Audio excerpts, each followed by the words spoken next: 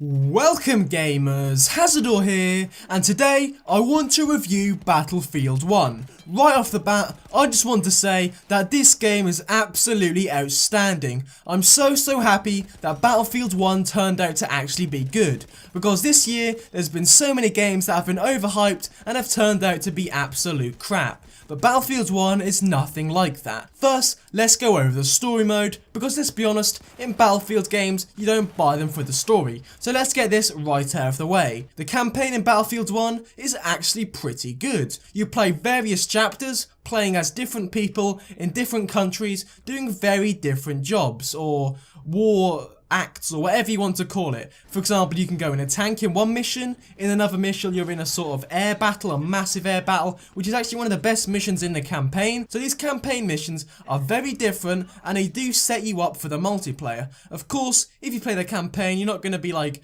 beasting up in multiplayer, but it does bring you the basics of a Battlefield game if you're new to the series. The graphics in the campaign are so impressive, as in the multiplayer as well. The characters were rather uninteresting, there wasn't much character development, because the story itself was relatively short. The campaign lasted about 6 hours, and that was one of my criticisms of it. It just didn't have enough entertainment value to keep me hooked for that long. So overall, the campaign is really good. It is short and sweet. It's one of the best Battlefield campaigns in a while, actually. I mean, Hardline was awful, Battlefield 4 and 3 were just alright, and the Battlefield 1 campaign is actually worth playing. But of course, then we come on to the absolutely amazing and really in-depth multiplayer. And yeah, the multiplayer is absolutely amazing. I'm so happy that this game has turned out good. It is just all-out war on a massive scale. The vehicles are back, tanks, aeroplanes, ships, massive behemoths, which are actually something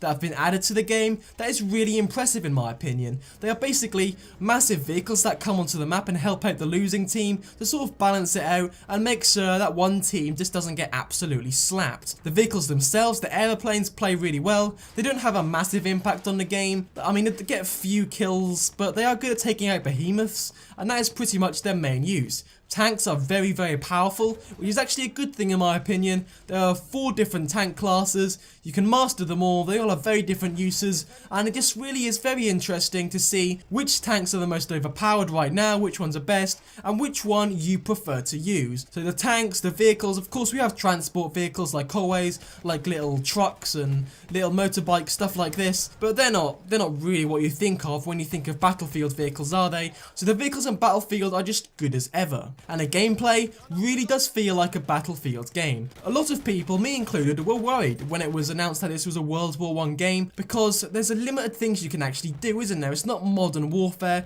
it's not modern combat, you can't have lots of attachments on your weapon and stuff like this, and I was rather worried that the gameplay would be lacking in a lot of quality. But honestly, it's not like that at all. The gunplay is so satisfying, the audio, the graphics, it's all pretty much perfect. In this new entry to the Battlefield series, we've been introduced to 2 new game modes, Carrier Pigeon, which is something you don't really want to play that much, or like once or twice. I've not really put much time into it, but the game mode that you do want to actually look towards is one called Operations. It's like Conquest and Rush have had a baby, and that baby is absolutely beautiful. Matches can last up to over 1 hour and span over multiple maps. It's just, I don't think it's gonna overcome Conquest. I think that's gonna still be the main mode, but it's just something to play instead of your classic Conquest Large. But Conquest Large is still as good as ever. Battlefield is just back, ladies and gentlemen.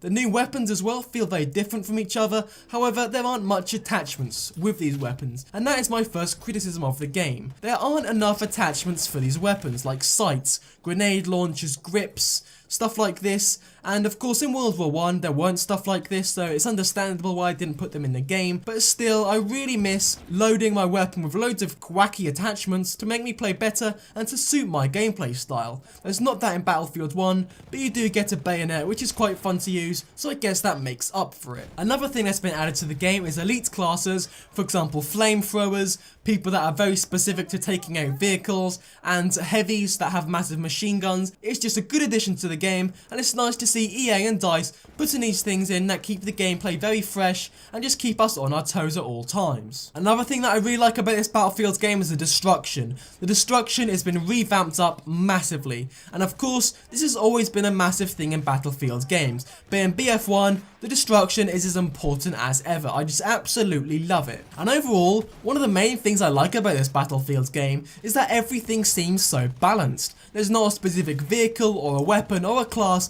that is particularly overpowered. Now, one of the main criticisms of this game so far is not anything to do with gameplay or graphics or anything like this.